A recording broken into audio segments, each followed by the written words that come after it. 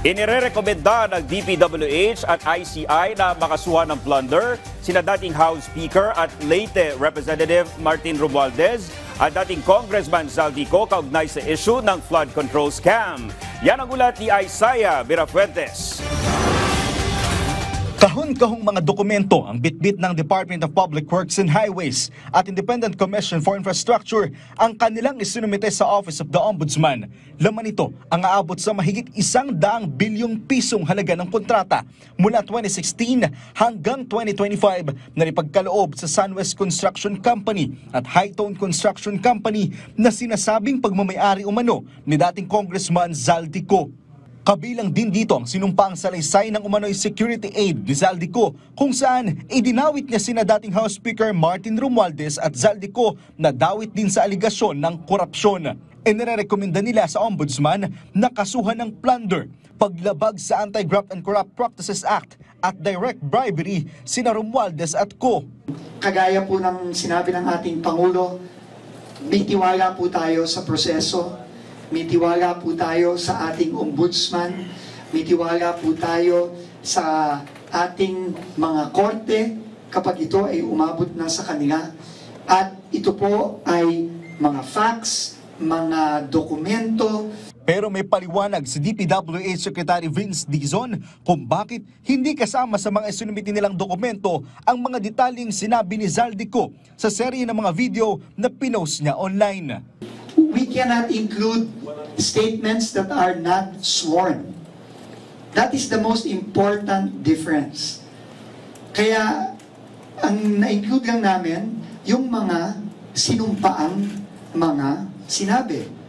At yung pong Facebook video ni former Congressman Zaldico, hindi po yun sinumpaan. Para kay Dizon, ipinagkakatiwala niya sa Office of the Ombudsman ang pagulong ng investigasyon laban sa dalawang personalidad. Hindi naman niya sinagot ang tanong kung ano ang malinaw na partisipasyon ni Romualdez at co sa anomalya. Hindi, ayoko magsalita. Papasensya na kayo. Ayoko magsalita pa. I think the facts, the testimonies, the documents will speak for themselves. Sa aming palagay, merong basihan, no? Para dun sa tatlong recommended na kaso. Pero syempre, yan ay hindi namin trabaho. Ang trabaho namin ay magsumite.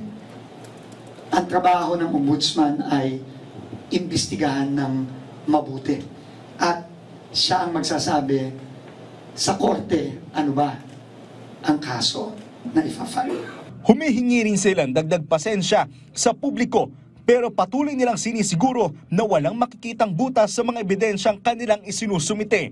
Sabi ng Pangulo ito, at tuloy-tuloy na po ito. Wala pong sasantuhin ang gobyerno, wala pong sisinuhin.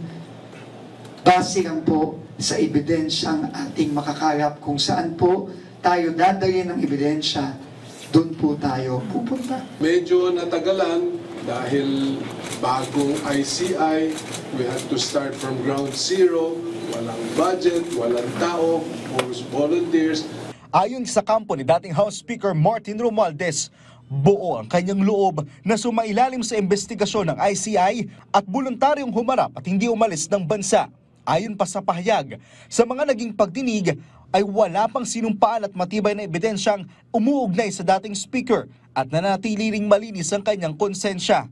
Ipinagkakatiwala rin ni Romualdez ang lahat sa ombudsman at umaasa siyang magiging patas at kumpleto ang pag-iimbestiga at lalabas ang katotohanan. Samantala, ayon sa tanggapan ng ombudsman, ibabase nito sa ebidensya ang pagsasampa ng kaso laban kina dating House Speaker Martin Romualdez at dating Congressman Zaldico. We have to look at the contents of the recommendation and the attached documents so we will know how to act on the matter. Kasi everything is evidence-based. Sa evaluation, makikita nila kung kakailanganin pa ba ng case build-up o preliminary investigation.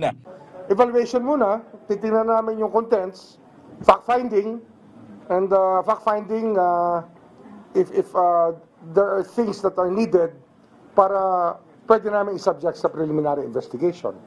Kasi nga, kung hilaw ang kaso, kailangan muna ng case build-up. Sa nakikita naman ng Ombudsman, posibleng tumagal ng ilang araw, ilang buwan ang pag-usad ng kaso. May iba pang dinidinig sa ngayon ang Ombudsman na 14 at 15 reklamo kaugnay sa maanumalyang flood control project. Isaiah Mirafuentes para sa Pambansang TV sa Bagong Pilipinas.